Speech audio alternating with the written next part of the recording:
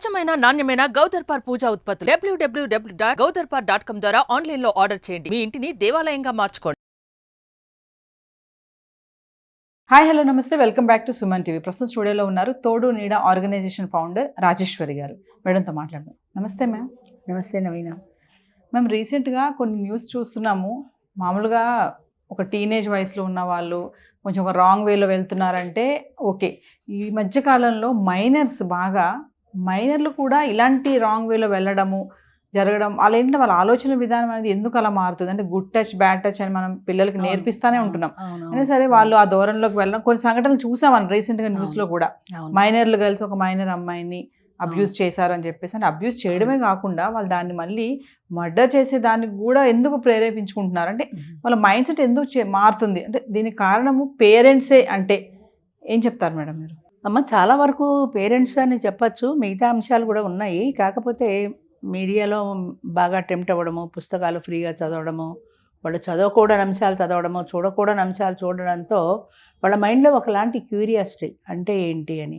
పూర్వం సినిమాల్లో ఇద్దరు లవ్ చేసుకుంటే చెట్టు చాటుకి వెళ్ళినట్టే చూపించేవాళ్ళు, రెండు పువ్వులు ఇలా కలిసినట్టు చూపించేవాళ్ళు. దాన్ని బట్టి మనం అర్థం చేసుకోవాలి.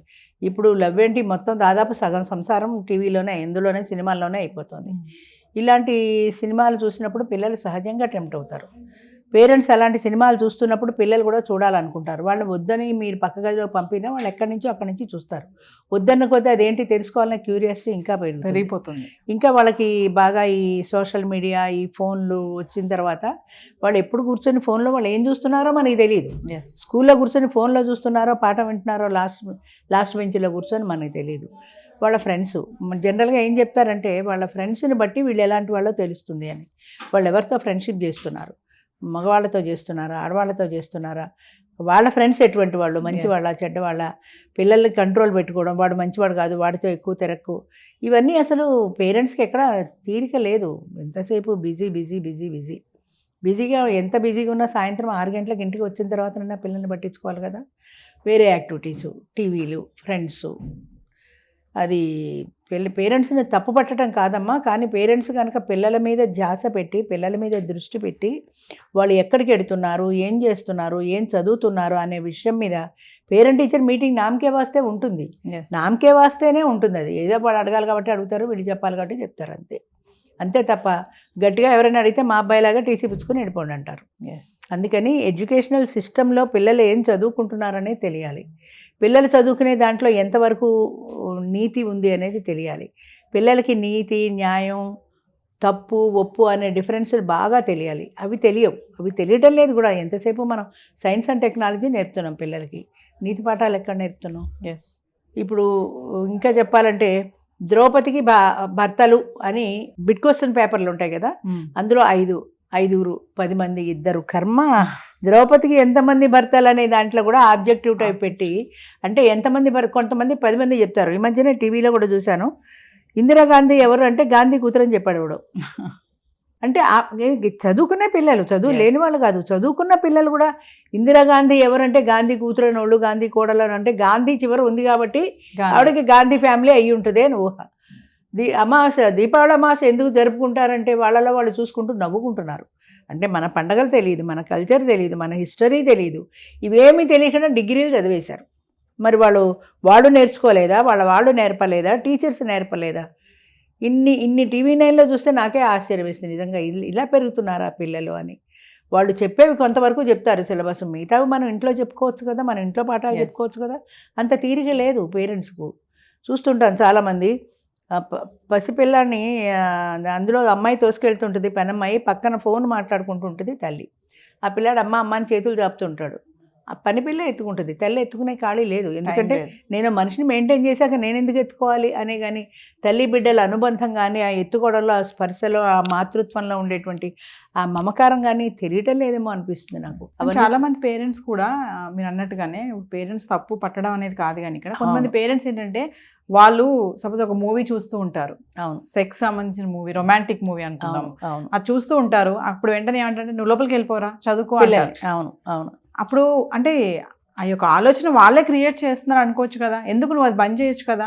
ఇంట్లో పిల్లలు ఉన్నప్పుడు, టీనేజ్ పిల్లలు అయినా ఇప్పుడు ప్రతి స్టాండర్డ్ పిల్లలకి అన్ని తెలిసిపోతున్నాయి మేడం. ఈవెన్ అవును. ఫస్ట్ క్లాస్ సెకండ్ క్లాస్ వాళ్ళకి అన్ని తెలుస్తున్నాయి. అన్నీ సో తెలుస్తున్నాయి. పేరెంట్స్ కూడా ఇలాగే ఉంటున్నారు, గంటలు వాళ్ళు మొబైల్ వాడుతూ ఉంటారు, అవును. పిల్లల్నేమో మీరు వాడొద్దు అంటారు. అవును. అంటే వీళ్ళు చేసి ఫస్ట్ వాళ్ళకి చెప్పాలి చెప్పాలి. కదా. కొంతమంది పేరెంట్స్ గురించి Correct. మాట్లాడుకుందాం, అందరి అవును. గురించి అందరి గురించి కాదు. దీని అవును, గురించి ఏం చెప్తారు? అవును. పిల్లలకి మనం రోల్ మోడల్ లాగా ఉండాలి. మనం తప్పు చేసి వాళ్ళని చేయొద్దంటే వాళ్ళ మనసులో ఉంటుంది కదా. అదే కొంచెం 18 ఏళ్ళు వస్తే వాళ్ళే తిరిగి అడుగుతారు, ఏం నువ్వు చేస్తున్నావు మమ్మల్ని చేయొద్దంటావని. 10 ఏళ్ల పిల్లలు అయితే అడగకపోవచ్చు, కానీ వాళ్ళ మైండ్లో ఉంటుంది, నువ్వు చూస్తున్నావు నన్ను చూడొద్దంటావా, నువ్వు చేస్తున్నావు నన్ను చేయొద్దంటావా అనే భావన ఉంటుంది. మనమే కంట్రోల్ లేనప్పుడు పిల్లలు ఎలా కంట్రోల్లో ఉంటారు? Yes. అందుకని పిల్లలు అనే వాళ్ళకి రోల్ మోడల్గా ఉండాలి. మా నాన్న అంటే ఇలా ఉండాలి, అమ్మ అంటే ఇలా ఉండాలి, ఆడవాళ్ళంటే ఇలా ఉండాలి, మగవాళ్ళంటే ఇలా ఉండాలి అనే రోల్ మోడల్. నిన్న ఎవరబ్బా చెప్తున్నారు నాకు, ఏదో ఫంక్షన్ ఉంటే 6,000 పెట్టి బ్యూటీషియన్ని పిలిచారు ఫంక్షన్కి రెడీ అవ్వడానికి, ఆవిడ హెయిర్ స్టైల్కు, ఆవిడ చీర కట్టుడుకు. మనం మామూలుగా ఇంట్లో చీర కట్టుకున్నట్టు కట్టుకుంటే వెళ్ళదు, పొనికి వచ్చి స్పెషల్గా కట్టుకుంటే సరిపోదా?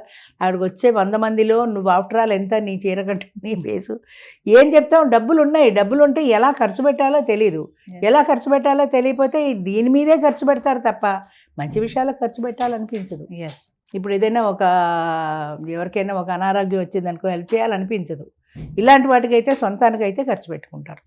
అలాగే పిల్లలు చెడిపోతున్నారంటే సగం పేరెంట్స్ బాధ్యత, సగం స్కూల్ బాధ్యత. ఈ రెండే వాళ్ళ ప్రపంచం, ఈ రెండే, స్కూలు ఇల్లు. అది వయసు పెరుగుతున్న కొద్దీ వాళ్ళ పరిమితులు పెరుగుతాయి. ఇంకా ఫ్రెండ్స్ అని, పబ్బులని, అవి క్లబ్బులని ఇలా తిరగడం మొదలు పెడతారు.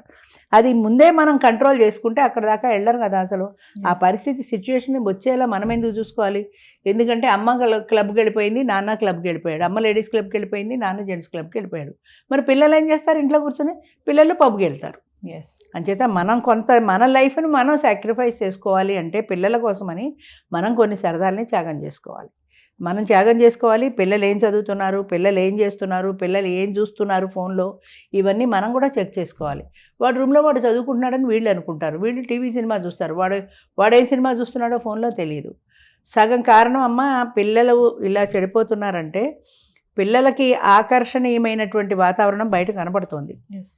ఆ ఆకర్షణీయమైన వాతావరణానికి అనుకూలంగా ఫోన్లు అందుబాటులో ఉన్నాయి, ఇందులో చూస్తున్నారు, టెంప్ట్ అవుతున్నారు, అదేంటి తెలుసుకోవాలనే క్యూరియాసిటీ పెరుగుతోంది. సినిమాలు చూసి అలా చేయడం అనేది ఒక హీరోయిజంలా ఫీల్ అవుతున్నారు. మర్డర్ చేస్తే వాడు ధైర్యంగా చేశాడు, ఒక దొంగతనం ధైర్యంగా చేశాడు, అంతేగాని తప్పు చేశాడని తెలుసుకోవట్లా. అంచేత మీడియా సగం బాధ్యత అయితే పేరెంట్స్ది సగం బాధ్యత, స్కూల్ది మిగతా బాధ్యత. ముగ్గురు బాధ్యులే దీనికి. మేము ఓవరాల్గా చూసుకుంటే ఫైనల్గా అంటే ఒక మహిళగా మీరు కూడా ఇప్పుడు ఈ పిల్లలు ఏంటంటే మైనస్ ఎవరైతే ఉన్నారో వాళ్ళు తప్పు చేసేస్తున్నారు, కానీ అవతల వ్యక్తి యొక్క పేరెంట్స్ మాత్రం చాలా బాధపడుతున్నారు ఆ అవతల బిడ్డ విషయంలో. మరి మైనస్ చేసే మిస్టేక్స్కి పేరెంట్స్కి కూడా శిక్ష పడితే బాగుంటుంది అంటే ఏం చెప్తారు మీ ఒపీనియన్? కొంతవరకు కరెక్టేనమ్మా. ఇప్పుడు పోలీసులు పిలుస్తారు, పేరెంట్స్ కూడా కౌన్సిలింగ్ చేస్తున్నారు, కానీ కౌన్సిలింగ్ వల్ల పెద్ద ప్రయోజనం ఉండట్లా. అది మైనర్ల బిహేవియర్కు, మైనర్లు చేసిన తప్పుకు పేరెంట్స్ కూడా బాధ్యులు అంటే కొంతవరకు ఏమన్నా మార్పు వస్తుందేమో. అంతేగాని పూర్తి మార్పు అనేది రావాలంటే సిస్టంలో మార్పు రావాలమ్మా, ఎడ్యుకేషనల్ సిస్టంలో మార్పు రావాలి. పేరెంట్స్ కాన్సన్ట్రేషన్ పిల్లల మీద ఉండాలి, ఇతర వ్యాపకాల మీద కాకుండా. పిల్లలు మంచి వాతావరణంలో పెరిగితే మంచి పౌరులు అవుతారు, రేపొద్దున ఫ్యూచర్లో కూడా మంచి సిటిజన్స్ అవుతారు. థ్యాంక్ యూ అమ్మా.